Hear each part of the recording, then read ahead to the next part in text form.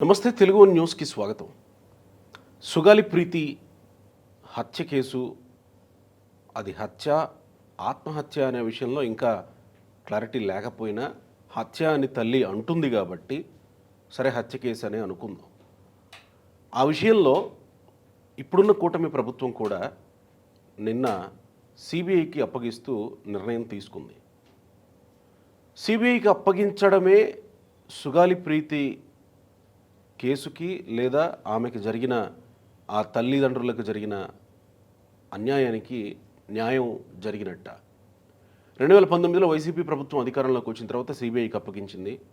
ఆ తర్వాత నష్టపరిహారం ప్రకటించింది ఆ ప్రభుత్వం. ఇప్పుడు ఈ ప్రభుత్వం కూడా సిబిఐకి అప్పగించింది. 2025 ఫిబ్రవరిలో సిబిఐ మా దగ్గర తగినన్ని వనరులు లేవు కాబట్టి మేము దర్యాప్తుని ముందుకు తీసుకెళ్ళలేకపోతున్నాం, ఇంతకంటే కీలకమైన కేసులు మా దగ్గర చాలా ఉన్నాయి, వాటిలో మేము తలమునకలై ఉన్నాం అని సిబిఐ చెప్పింది. సిబిఐకి అప్పగించి ఆ తర్వాత ప్రీతి తల్లిదండ్రులు కోర్టుకు వెళ్ళేంత వరకు కూడా సిబిఐ కనీసం ముందుకు వెళ్లకుండా 2019లో సిబిఐకి అప్పగిస్తే 2020లో హైకోర్టుని అప్రోచ్ అయ్యారు తల్లిదండ్రులు. 2025లో సిబిఐ సమాధానం చెప్పింది. చూడండి సిబిఐ వ్యవహరించిన తీరు చూసాం. అయితే సిబిఐకి అప్పగించి మిన్నకుండిపోయారు వైసీపీ నేతలు, పరిహారం ప్రకటించారు. మరి దర్యాప్తు ఏ దశకు వచ్చింది అని అంటే కోర్టు ప్రశ్నిస్తే మా దగ్గర ఏం లేదని సిబిఐ చెప్పుకొచ్చింది. మరి ఈ ప్రభుత్వం కూడా సిబిఐకి ఈ గత వారం రోజులుగా జరుగుతున్న హడావుడి అంతా చూసిన తర్వాత సిబిఐకి ఇచ్చేసాం అని నిన్న ఈ ప్రభుత్వం ఇస్తున్నామని ప్రకటించింది. మరి సిబిఐకి ఇస్తే ఆ తల్లిదండ్రులకి న్యాయం జరిగినట్టేనా? సుగాలి ప్రీతి తల్లికి జరగాల్సిన న్యాయం ఏంటి? ఆవిడ కోరుతున్న న్యాయం ఏంటి? సిబిఐకి ఇచ్చేసి ఆ ప్రభుత్వం ఈ ప్రభుత్వం సైలెంట్గా ఉంటే సుగాలి ప్రీతి తల్లికి, సుగాలి ప్రీతి మరణానికి న్యాయం జరిగినట్టేనా? అప్సన్ రాయేష్ గారు ప్రముఖ రాజకీయ సామాజిక విశ్లేషకులు ఉన్నారు. నమస్కారం రాయేష్ గారు. నమస్కారం. సుగాలి ప్రీతి తల్లిదండ్రులకి, సుగాలి ప్రీతి మరణానికి జరగాల్సిన న్యాయం ఏంటి? ప్రభుత్వాలు వ్యవహరిస్తున్న తీరుతో న్యాయం జరుగుతున్నట్టేనా? ఇప్పుడు సుగాలి ప్రీతి తల్లి సైలెంట్గా ఉండాలా, పోరాటం ఇక ఆపేయాలా? లేదు వైసీపీలో సైలెంట్గా ఉంది కాబట్టి, పరిహారం తీసుకుంది కాబట్టి, వైసీపీ ప్రభుత్వంలో సిబిఐకి అప్పగించారు కాబట్టి ఇప్పుడు కూడా సిబిఐ కోసం ఎదురు చూడాలా ఆమె? గత కొన్ని సంవత్సరాల్లో చాలా చిన్న వయసులో అనుమానాస్పదంగా మృతి చెందిన 3 అమ్మాయిల కేసులు మన కళ్ళ ముందు ఉన్నాయి. వర్ధమాన నటిగా పేరు ప్రఖ్యాతులు తెచ్చుకుంటున్న ప్రత్యూష, తర్వాత ఇబ్రహీంపట్నం దగ్గర ఉమెన్స్ హాస్టల్లో ఆయేషా మీరా, అలాగే కట్టమంచి రామలింగారెడ్డి స్కూలు హాస్టల్లో సుగాలి ప్రీతి కర్నూలు.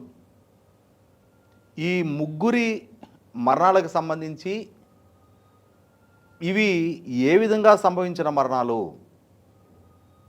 విషప్రయోగం జరిగి బలవన్మరణానికి పాల్పడే పరిస్థితులు ప్రత్యూష కల్పించబడ్డాయా? ఎవరు దాని వెనుకున్నారు? ఎవరు అలా ప్రేరేపించింది? ఈ రోజుకి దానికి సమాధానం లేదు. అలాగే ఆయేషా మీరా దారుణ హత్యకు గురైంది. ఆ హత్యకు గురైన ఆ అమ్మాయిని ఎవరు ఎందుకు చంపారు, ఎవరు కారకులు అనేది కొన్నాళ్ళు సత్యం బాబు అని చెప్పని, ఒక అతడు బాధ్యుడు అని చెప్పని అతన్ని కేసులో బుక్ చేశారు. అతని మీద శిక్ష ఖరారైంది. 8 సంవత్సరాలు జైల్లో ఉన్నాడు. అంతిమంగా అతని నిర్దోషాన్ని నిర్ధారణ అయింది. అన్యాయంగా అతని కేసులో ఇరికించారు అని చెప్పని, ఎవరిని కాపాడటం కోసం అతని కేసులో ఇరికించారు. 8 సంవత్సరాల తర్వాత మళ్ళీ రీపోస్ట్ మార్టం చేశారు ఆయేషా మీరా శవానికి. అంటే ఇక్కడ మరి 8 సంవత్సరాలు సత్యం బాబు ఎదుర్కొన్న ట్రామా, ఆ కుటుంబం ఎదుర్కొన్న అవమాన భారం, మీ అబ్బాయి ఒక అమ్మాయిని చంపేశాడంట అని ఆ కుటుంబాన్ని ఎలా చూస్తారు? సమాజం ఎట్లా చూస్తుంది? మరి 8 సంవత్సరాల తర్వాత అతను నిర్దోషి అని చెప్పని మరి ఆ రోజుల్లో అతన్ని బలవంతాన కేసులో బుక్ చేసే సందర్భంలో ఫిజికల్గా ఎంత టార్చర్కి గురి చేసి ఉంటారు. మరి అంతిమంగా అతను నిర్దోషి అని చెప్పని నిర్ధారణ అయి కూడా చాలా సంవత్సరాలు గడిచింది. సిబిఐ విచారణకు ఆదేశించి కూడా చాలా సంవత్సరాలు గడిచింది. ఇప్పటికీ ఆ కేసులో అసలు వాస్తవం ఏంటి అనేది ఆ తల్లిదండ్రులకి ఇప్పటికీ ఆ మరణానికి సరైన న్యాయం దక్కలేదనేది వాస్తవం. అలాగే సుగాలి ప్రీతి అంశం కూడా 2017 ఆగస్టు 19 ఆ అమ్మాయి ఉరి పెట్టుకున్న స్టేజ్లో ఆ అమ్మాయి బాడీ అంటే ఉరి పెట్టుకోబడి చనిపోయినట్టుగా అందరికీ తేటతలమైంది. ఉరి పెట్టారా, ఉరి తీసుకుందా, ఈ రోజుకి స్పష్టత లేదు. అదే సందర్భంలో బహుశా నేను అనుకోవటం ఆ రోజున 14 నుంచి 16 సంవత్సరాలు ఉండుండొచ్చు. 10th క్లాస్ చదువుతున్న అమ్మాయి అని అంటే 40 years అంటుందా? 14 or 15 ఆ ఏజ్లో ఉండుంటారు. కొంత ఏదైనా చదువు కొంచెం లేటుగా స్కూల్లో జాయిన్ అయ్యే వాళ్ళు ఎవరు ఉంటే 16 సంవత్సరాలు కావచ్చు, అంతకన్నా వయసు ఉండదు. అంటే ఒక మైనర్ బాలిక, గిరిజన బాలిక. మరి ఈ విధంగా అర్ధాంతరంగా ప్రాణాలు కోల్పోవటానికి దారితీసిన పరిస్థితులు ఏంటి? హత్య చేస్తే ఆ హత్య కేసులో ఎవరు బాధ్యులు? ఎందుకంటే ఒక స్కూల్ హాస్టల్లో జరిగింది. ఇక్కడ గమనించుకోవాల్సిన ఇష్యూ ఏంటంటే ఏ హాస్టల్ రూమ్లో కూడా ఒకే పిల్లల్ని అట్టిపెట్టరు. కనీసం 2-3 పిల్లలు ఉంటారు ఆ హాస్టల్ రూమ్లో. అవును, ఇవాళ స్కూల్ హాస్టల్స్లో అవును, బంకర్ బెడ్స్ లాంటివి ఏర్పాటు చేస్తే 4-5 పిల్లలు కూడా ఉంటారు. కనీసం అయితే 2-3 పిల్లలు అయితే ఒక రూమ్లో ఉంటారు. బాగా costly schools, single accommodation, affordability ఉన్న పేరెంట్సే జాయిన్ చేస్తారనుకునే స్కూల్స్లో కూడా 2 పిల్లలు అయితే ఉంటారు. అది కూడా ఇంటర్మీడియట్ డిగ్రీకి ఉంటాయేమో కానీ 10th క్లాస్ పిల్లలకు ఉండవు కదా. అదే అంటున్నా, అంటే కార్పొరేట్ స్కూల్ కాబట్టి అది 10th క్లాస్ పిల్లలకు ఉండే కనీసం అంటే కానీ కర్నూలు లాంటి ప్రాంతంలో ఆ రోజుల్లో ఒకళ్ళకి 2కి పరిమితం చేసే స్థాయిలో స్కూల్స్ ఉండుంటాయని నేను అనుకోవటం. మేబీ కనీసం 3 పిల్లలైనా ఉండుండొచ్చు. అవును కదా. ఆ పిల్లలు నిద్రలేకోగానే వాళ్ళ రూమ్మేటు ఆ విధమైన పరిస్థితిలో చూసి లిటరల్గా మిగిలిన పిల్లలు షాక్ అవుతారు. వాళ్ళు ఆ షాక్ నుంచి కోలుకోవడానికే చాలా టైం బట్టి ఉండొచ్చు. ఆ రోజు మరి ఆ రూమ్మేట్స్ని విచారించారా, ఆ అమ్మాయితో పాటు చదువుకున్న క్లాస్మేట్స్ని విచారించారా? ఇక్కడ ఏమవుతుందంటే చిన్నపిల్లల్ని ఆ సాక్షులుగా వాళ్ళ వాంగ్మూలాలు నమోదు చేసుకోవాలి అన్నా కూడా చిన్నపిల్లలని ఆ ఏజ్లో ఒత్తిడి పెట్టకూడని పరిస్థితులు ఉంటాయి. దానికి తోడు వాళ్ళతో పాటు చదువుకుంటున్న ఒక సహచరి అలా అర్ధాంతరంగా ప్రాణాలు కోల్పోయిన పరిస్థితుల్లో డెఫినెట్గా పిల్లలు భయకంపితులై ఉంటారు. కాబట్టి వాళ్ళ ఆ రోజున పిల్లలు కూడా బహుశా నేను అనుకోవటం ఒకవేళ ఆ రోజుల్లో ఆ స్కూల్లో ఆ హాస్టల్లో అక్కడ ఆ హాస్టల్లో ఉంటున్న పిల్లలని ఎవరైనా లైంగిక వేధింపులకి గురి చేస్తున్న నేపథ్యం ఉంది అనుకున్నా, స్కూల్ నిర్వాహకులో లేదు హాస్టల్ వార్డెనో ఇంకెవరైనా అటెండెంటో ఇంటర్నల్గా విదిన్ ద స్కూల్ కాంపౌండ్ ఎవరైనా అటువంటి లైంగిక వేధింపులకు పాల్పడుతున్నారు అని అంటే ఖచ్చితంగా అది మిగిలిన పిల్లల దృష్టికి కూడా రాకుండా ఉండదు. అది ఒక్క సుగాలి ప్రీతికి మాత్రమే పరిమితం అయ్యి కూడా ఉండదు. ఆ విధమైన యాటిట్యూడ్ ఉన్న వ్యక్తులు కనుక అక్కడ ఉంటే వాళ్ళు మిగిలిన పిల్లలతో కూడా అదే విధంగా అసభ్యంగా ప్రవర్తించడానికి ఆస్కారం ఉంటుంది. కాబట్టి అది ఖచ్చితంగా ఆ పిల్లలలో చర్చనీయాంశంగా మారే ఉంటుంది. లేదు ఒకవేళ ఆ ఏజ్లో తెలిసి తెలియని ఎఫ్ఐఆర్స్ లాంటి ఏదైనా ఆ అమ్మాయికి ఉండున్నా కూడా 100కి 100 పాళ్ళు ఆ ఏజ్లో తన క్లాస్మేట్స్ తోటో తన రూమ్మేట్స్ తోటో షేర్ చేసుకునే సాన్నిహిత్యం కూడా ఆ ఏజ్లో ఉంటుంది. కాబట్టి అసలు ఆ అమ్మాయి ఫోరెన్సిక్ టెస్ట్ చేసినప్పుడు ఆ అమ్మాయిలో స్పెర్మ్ ఆనవాళ్ళు ఉన్నాయి అని అంటున్నారు. ఉన్నాయి అంటున్నప్పుడు అది ఎవరిది అనేది ఆరోపణలు ఎదుర్కొంటున్న వాళ్ళతోటి డిఎన్ఏ సరిపోవట్లేదు అంటున్నారు. వాళ్ళ డిఎన్ఏతో సరిపోవట్లేదు అనుకుంటున్నప్పుడు మరి ఈ విచారణ మరింత విస్తృతపరచాలి, మరింత మంది అనుమానితులని లిస్టులో చేర్చాలి, మరింత మందిని విచారించడానికి స్కోప్ ఉండాలి అని అంటే ఖచ్చితమైన కీలకమైన సమాచారం ఆ పిల్లల దగ్గర నుంచే రాబట్టాల్సి ఉంటుంది. కాకుండా ఏంటంటే ఆ రోజు ఆ పిల్లల ఏజ్తో కంపేర్ చేసినప్పుడు ఇవాళ 8 సంవత్సరాల కాలం గడిచింది. సుమారుగా ఇవాళ 20 to 24 years ఏజ్లో ఆ పిల్లలు ఉంటారు. సొసైటీకి ఎక్స్పోజ్ అయి ఉంటారు, చదువుకొని ఉంటారు. ఆనాటితో కంపేర్ చేస్తే మోర్ మెచ్యూర్డ్గా ఉంటారు.